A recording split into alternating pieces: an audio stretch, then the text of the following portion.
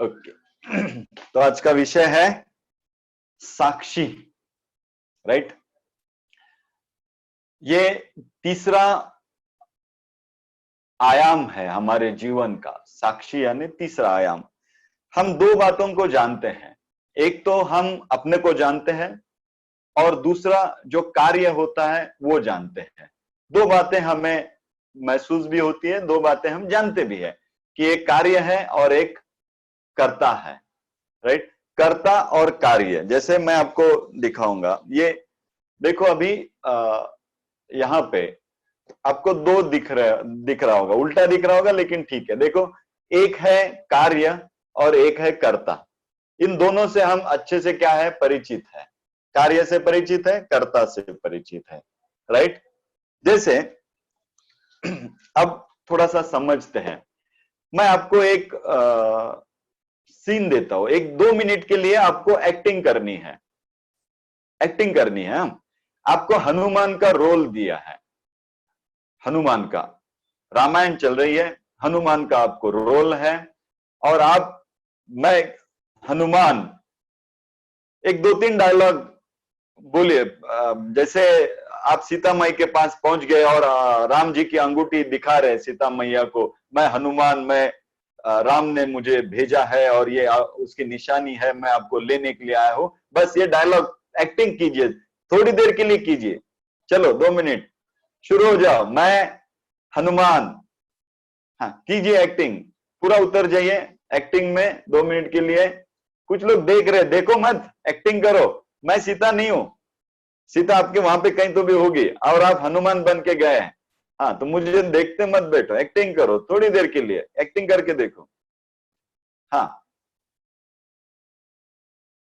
जय श्री राम, बोलो जय श्री राम। हे सीता माते, मैं राम से आया, राम ने मुझे आपके पास भेजा है। ये अंगूठी आपकी निशानी राम ने आपके लिए भेजी, मैं आपको लेने के लिए आया हूं, चलिए मेरे साथ। इतना तो बोलिए। Okay, very good. अब मुझे एक बात बताइए, आप एक्टिंग कर रहे थे कि नहीं कर रहे थे? कर रहे थे। और कुछ कार्य भी हो रहा था कि नहीं हो रहा था?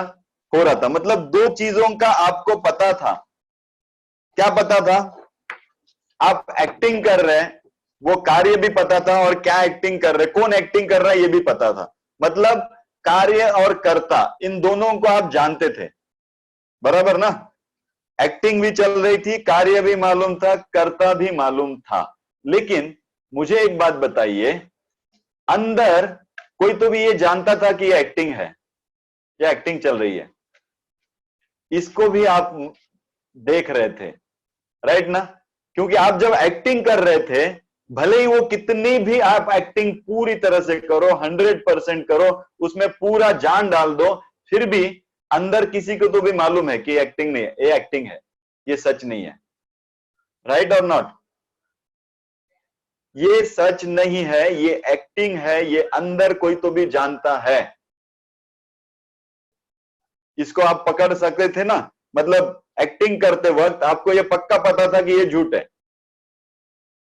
ये मैं तो हनुमान नहीं हूं, मैं सिर्फ बोल रहा हूं, मैं हनुमान नहीं हूं, मैं बोल रहा हूं। कितना भी उतर जाओ, आप कितने भी बड़े एक्टर हो जाओ, कितना भी परफेक्ट एक्टिंग करो, लेकिन अंदर कोई तो भी पक्का जान रहा है कि ये क्या है, एक्टिंग है। वो जो अंदर जान रहा है ना, उसे हम कहते हैं साक्षी भाव। देखो अभी हमारे जीवन के 3 आयाम देखेंगे, 2 आयाम देखो अभी यहां पर, देखो स्क्रीन की तरफ। एक है कार्य, एक है कर्ता। कार्य और कर्ता ये दोनों को आप जानते हैं, राइट। लेकिन एक तीसरा भी है, जो है साक्षी, जो इनको देखता है। हमें ये 2 एंगल, ये ट्रायंगल के 2 एंगल के बारे में हमें पक्का पता है। कर्ता कौन है और कार्य, इन दोनों के बारे में हम जानते ही हैं। लेकिन एक तीसरा भी है जिसे हम कहते हैं साक्षी, कि ये जो 2 हो रहे हैं, ये कौन, ये कोई तो भी देख रहा है ये होते हुए, राइट। आप देखो, आप मुझे सुन रहे हो, आप मुझे सुन रहे हो, आप सुन रहे हो और कुछ तो सुना जा रहा है, तो कार्य भी है और कर्ता भी है। लेकिन थोड़ा सा अंदर झांकना, कोई तो भी है जो ये देख भी रहा है, जो सुनने वाले को देख रहा है, जो सुन रहा है उसको भी देख रहा है। ये दोनों को कोई तो भी एक देख रहा है, उसे कहते हैं साक्षी भाव। यहां तक समझे? ये वैसे भी समझने लायक नहीं है, ये जानने लायक है, फिर भी मैं आपको समझा रहा हूं, समझ आने की कोशिश कर रहा हूं, राइट? तो दो चीजों का हमें पता है, ये कार्य, जैसे देखो मेरे हाथ ऐसे है अभी, तो मुझे मालूम है मेरे हाथ ऐसे है, और किसके हाथ ऐसे ये भी मालूम है, तो कार्य भी मालूम है, कर्ता भी मालूम है। लेकिन थोड़ा रुक जाओ और देखो कि ये कार्य को और ये कर्ता को कोई तो भी है जो देख रहा है। इस तीसरे एंगल को अगर हम पकड़ सकते हैं तो उससे कहते हैं साक्षी भाव, जो देख रहा है कि क्या हो रहा है क्या नहीं हो रहा है। एक छोटी सी स्टोरी आपको बता दूं। एक गुरु थे और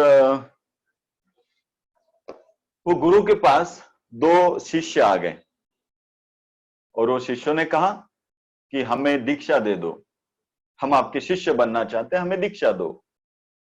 तो उन्होंने कहा कि दीक्षा तो दे दूंगा, लेकिन एक मेरी शर्त है, अगर आप वो पूरी कर लेते हो और जो भी आप में से पूरी कर लेगा वो दीक्षा उसको दे दी जाएगी। तो ठीक है, बताइए क्या शर्त है आपकी? बोले मैं आपको दो कबूतर दूंगा। उन्होंने उनको दो कबूतर दे दिए, एक शिष्य को दे दिए, दूसरे को दे दिए। उन्होंने कहा कि ये कबूतर को आप बाहर लेके जाइए, ऐसी जगह लेके जाइए कि जहां पे आपको कोई भी ना देखे, और वहां जाके इस कबूतर को मार देना है। लेकिन याद रखना, उसको मारते वक्त आपको किसी ने नहीं देखना है, और फिर मेरे पास आना, जो ऐसा कर पाएगा उसे मैं दीक्षा दे दूंगा। तो पहला जो था वो तो कबूतर लिया, बाहर गया, उसने ये तो बहुत आसान बात है, यहां से यह कौन सी बड़ी बात गुरु ने कह दी, इतनी आसान बात है, कहीं भी जाओ मार दो। तो वो आश्रम के बाहर गया, उसने दो झोपड़ियां देखी, दो झोपड़ी के बीच में गली देखी। उसने देखा कि वो गली में वैसे भी कोई नहीं है और किसी को कुछ नहीं दिखता है। तो वो गली में अंदर चला गया, इधर उधर देखा, कोई नहीं देख रहा है, कबूतर को मार दिया, फटाक से गुरु के पास वापिस आ गया। वापिस आया, बोला देखो मैं एक गली में गया था जहां पे कोई नहीं था, मुझे पक्का मालूम है, मुझे किसी ने भी नहीं देखा है, और मैंने उसको मार दिया और आपके पास आया हूं, मुझे अभी दीक्षा दे दीजिए। तो गुरु कहे तू तो आ गया, लेकिन दूसरा जो शिष्य था वो नहीं आया ना अभी तक, और जब तक वो नहीं आएगा तब तक फैसला कैसे होगा कौन जीता है? तो वो आएगा, उसके बाद में आपको जो भी आप में से जीतेगा उसको मैं दीक्षा दे दूंगा। तो बोले रुकते हैं, उसको आने दो। तो 1 घंटा हो गया, 2 घंटा हो गया, वो आया नहीं। फिर ये शिष्य बोला वो शायद आएगा नहीं, उसको इतना पागल है, उसको इतनी भी जगह नहीं मिली कि कोई ना देख सके, ऐसा कैसे हो सकता है, अभी तक आया क्यों नहीं? तो शाम हो गई, दिन ढलने को आया। तो गुरु वो शिष्य बोला कि अभी देखो वो आएगा नहीं, शायद वो कबूतर लेके भाग गया, आप मुझे दीक्षा दे दो और जाने दो। लेकिन गुरु कहे कि नहीं, भले ही कितना ही दिन लग जाए, कुछ भी हो जाए, जब तक वो नहीं आता है तब तक मैं आपको दीक्षा नहीं दूंगा। ठीक है। दूसरा दिन हो गया इंतजार में, तीसरा दिन हो गया, चौथा दिन हो गया, हफ्ता हो गया, 15 दिन चले गए, महीना हो गया, 2 महीने हो गए, 3 महीने हो गए, वो वापिस आया नहीं। 4 महीने के बाद एक पुरुष जिसकी दाढ़ी बड़ी थी, जिसके चेहरे पे एक अलग ही तेज थी, रौनक थी, जिसकी आंखों में तेज था, वो एक कबूतर लेके आया, गुरु के पास आके बैठा बैठा और उसने वो कबूतर गुरुजी को वापस दे दिया। तो गुरुजी ये आपका कबूतर लीजिए। मैंने बहुत कोशिश की, बहुत जगह जा गया, बहुत ढूंढा, लेकिन मुझे कोई ऐसी जगह नहीं मिली जहां पे इसे मारते हुए कोई ना देख सके। मैं बहुत जंगलों में गया, ऐसे जंगल में गया जहां कोई नहीं रहता है, और इसको मारने की कोशिश की, लेकिन मैंने देखा कि ये पेड़ पौधे देख रहे हैं। और दूर अंदर चला गया तो पता चला वो पंछी देख रहे हैं। फिर मैंने एक गुफा खोजी, वो गुफा के अंदर गया, पूरा अंधेरा था वहां, ना कोई पंछी ना कोई कोई नहीं था। वहां पे लेके गया और इसको मारने वाला था, तो देख रहा था कि ये तो मेरी तरफ देख ही रहा है, कबूतर तो मेरी तरफ देख ही रहा था। तो मैंने क्या किया, इसकी आंखों पे पट्टी बांध दी ताकि ये ना देखे। और फिर मैंने इसको मारने की कोशिश की, गुफा में और अंदर गया पूरे अंधेरे में, लेकिन मैंने देखा कि मैं तो देख ही रहा हूं मारते हुए। तो मैंने अपने आंखों के भी ऊपर पट्टी बांध दी और अंधेरे में चला गया और इसको मारने वाला था। तब मुझे ऐसे ख्याल आया कि मेरे अंदर कोई तो भी है जो देख रहा है इसको मारते हुए। मैं ऐसी, माफी करना गुरुजी, मैं ऐसी जगह खोज ही नहीं पाया। और मुझे पता चल गया कि आपको क्या कहना था। और इस 3-4 महीने के इसमें मैंने वो पा लिया है जो मेरे अंदर है। अब मुझे दीक्षा नहीं देंगे तो भी चलेगा, मुझे आपका शिष्य बनाएंगे नहीं तो भी चलेगा, मुझे जो आपको कहना था वो मुझे मिल गया। मैंने अपने अंदर में जो सब कुछ देख रहा है ना, उसको पकड़ लिया है, उसको जान लिया है। गुरु कहें कि ये दीक्षा देने के काबिल हो गया, अब इसे दीक्षा दी जा सकती है। और जो पहला था उसे कहा कि तू जाके यही मार के आ गया। बोले कोई नहीं देख रहा है। अरे कोई कैसे नहीं देख रहा है, तेरे अंदर है ना कोई जो सब कुछ देख रहा है। हमें बहुत बार उसका ध्यान नहीं रहता है, हम उसको भूलते रहते हैं। हमें पता ही नहीं रहता है कि अंदर कोई है जो हर क्रियाओं को देख रहा है। उसको पकड़ने की प्रक्रिया चालू रखना। बार बार अपने आप को, जब भी आप कुछ करो ना, तो देखना कि ये कौन कर रहा है, और जो करने वाले को कोई तो भी देख रहा है, उस देखने वाले को पकड़ना। जब जब समय मिले इसका अभ्यास करना। और जैसे जैसे आपका इसका, जैसे आप खाना खा रहे हैं ना, तो बस ऐसे करना कि कोई तो भी खाना खा रहा है, ऐसे देखना अपने आप को कि कोई तो भी खाना खा रहा है। अभी आप मुझे सुन रहे हैं ना, तो ऐसे देखना अपने आप को कि कोई तो भी सुन रहा है। जब आप सोएंगे तब भी अपने आप को ऐसे देखना कि कोई तो भी सो रहा है। जब चल रहे होंगे तब अपने आप को देखना कि कोई तो भी चल भी रहा है, कोई विचार कर रहा है, कोई खाना खा रहा है, कोई कोई तो भी है जो ये कर रहा है। बस ऐसे अभ्यास को चालू रखना, इस अभ्यास को पकड़ के रखना। रोज 1 घंटा से ही, आधा घंटा से ही, जितना भी आप कर सको, ये अभ्यास चालू रखना। अपने आप को देखना कि कोई तो भी कर रहा है। जैसे मैं अभी बोल रहा हूं ना, तो कोई तो भी बोल रहा है, बस कोई तो भी सुन रहा है। बस इतना ध्यान रखते रहना कि कोई तो भी बोल रहा है, कोई तो भी सुन रहा है।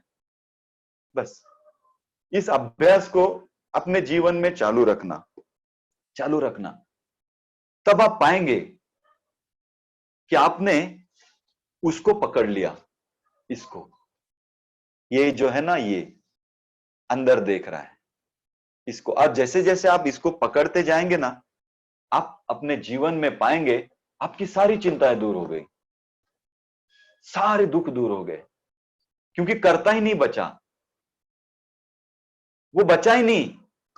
आप पाएंगे कि आप जीवन में वाह हो गए, ऐसे लगने लगेगा वाह मैं कितना मुक्त हो गया हूं, कितना स्वतंत्र हो गया हूं। लेकिन ये बहुत जल्द नहीं होगा, इसको महीने लग जाएंगे, हो सकता है आपके अभ्यास से सालों भी लग जाए।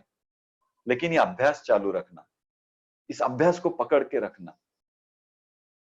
आप जितना अभ्यास करोगे उतने जल्दी ये घटना घटित होगी, आप आनंद में हो जाओगे।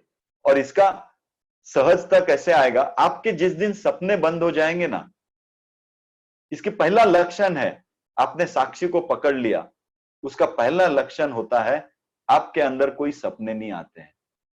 क्योंकि अगर करता ही नहीं बचेगा तो सपने कहां से आएंगे।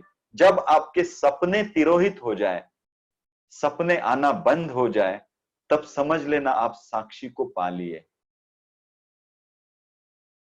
धीरे धीरे चालू रखना। और इसके ऊपर भी एक अवस्था है जिसे सजगता कहेंगे, और उसके ऊपर भी एक अवस्था है जिसे होश कहेंगे, अवेयरनेस कहेंगे, जिसे तथा तो कहेंगे। जो सजगता है वो मैं इसे इस तरह से बताता हूं, ये करता है, ये कार्य है, और ये साक्षी है। इन तीनों को जो होश पूर्वक देख लेता है या होश पूर्वक कार्य करना जानता है, वो है सजग। एक छोटी सी स्टोरी, सजग कैसे समझेंगे। एक हमारे मित्र थे, मैं जब भी उनको किसी किताब के बारे में बोलूं ना, तो बिना होश के वो बोल देते थे, हाँ मैंने पढ़ी है। मैं किसी भी किताब के बारे में बताओ कि वो किताब आपने पढ़ी क्या, वो बोल देते हाँ पढ़ी है, बहुत अच्छी, बहुत मस्त किताब है। लेकिन इसके आगे कुछ बोलते नहीं थे, उस किताब के बारे में कुछ बताते नहीं थे। हमेशा यही आदत बन गई थी, मानो होश ही नहीं रहा जिंदगी में, बस बताते हैं। कोई भी किताब का नाम लो, हाँ मैंने देखा है, मैंने जाना है, मैंने पढ़ी है। एक दिन मैंने क्या किया कि मैंने ऐसी किताब का नाम बताया जो वास्तव में है ही नहीं, जिसका कोई लेखक भी नहीं है, और मैंने उनको कह दिया कि वो किताब आपने पढ़ी। वो तुरंत, जैसी आदत थी वैसे तुरंत बोल दिए कि हाँ पढ़ी है, बहुत मस्त किताब है, अच्छी किताब है।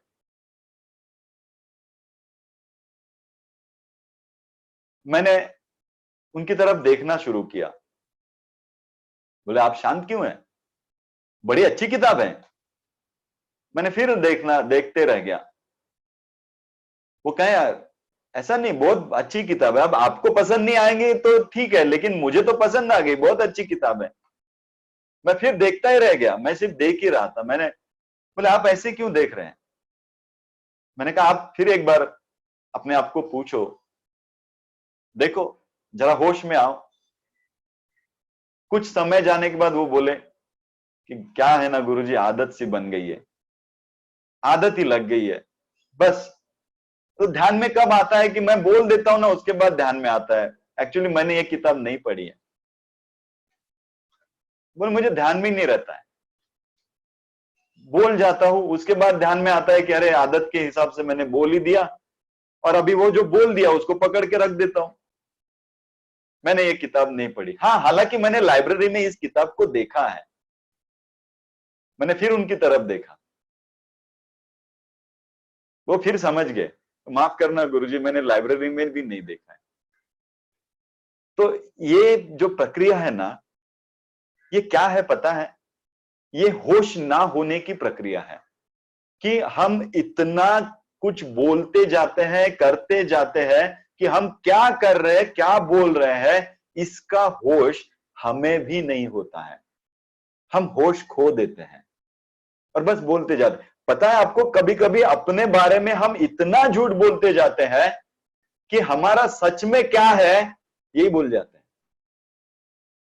और इतना झूठ बोलते जाते हैं। इसे कहते हैं होश को गंवा देना। और इस होश को अगर आप ला पाए ना, तो उसे कहते हैं सजगता। ये साक्षी साक्षी के भी आगे की अवस्था है। सजगता यानी होश, अवेयरनेस। मैं क्या बोल रहा हूं इसका मुझे अवेयरनेस होना है, मैं क्या कर रहा हूं इसका मुझे अवेयरनेस होना है।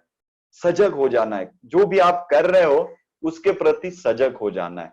अगर आप ये साध लो ना, तो आपके जीवन में आप ये साध लोगे कि कभी भी आप किसी भी गलत काम को नहीं करोगे।